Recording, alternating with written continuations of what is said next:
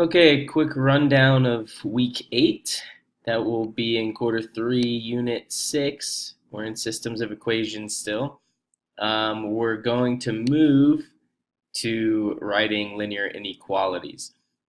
So the objectives for this week are to be able to graph inequalities in two variables and identify the solution area, write inequalities to represent scenarios, and solve to determine the solution set. So you're going to have your notes, like usual. For lesson 1, the first thing you'll see on the notes is what's the difference between an equation and an inequality. Make sure you read this part and get that there in your notes before you watch the video. Video here like normal. And then we'll have the first practice. There's just a few short answers about our intro to inequalities and making sure you understand what an inequality is and how we use it. And then the rest of them are just going to be some multiple choice. Make sure that you're checking your answers here. You'll see in the lesson how do I check my solution set? Make sure I know which side I'm supposed to shade on, whether it should be solid or dashed line. So make sure you know all that stuff and consider all that before you choose your answer on this.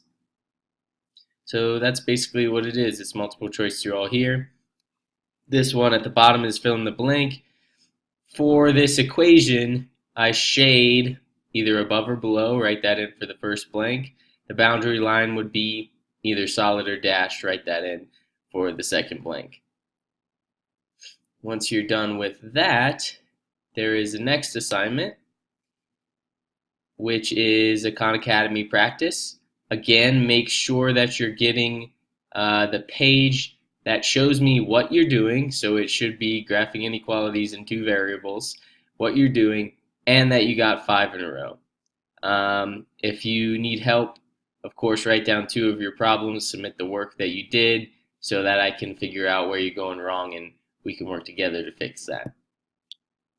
Lesson 2 is a slideshow. Just going to talk about how to write inequalities from real-world problems. So read through the problems. There's a short description on how to write the inequality from that, and then interpret at the end. Make sure you're concentrating on this interpret as well. This last part, Leon must sell 35 or more subscriptions to receive his bonus. Interpreting what this final thing means, n greater than or equal to 35. What does that mean? It means this. So focus on that when you're looking through these. They all kind of look like that, and then focus on the interpret at the end and what it actually means. So then there's a video at the end where someone walks you through one if you would like someone to walk you through an example.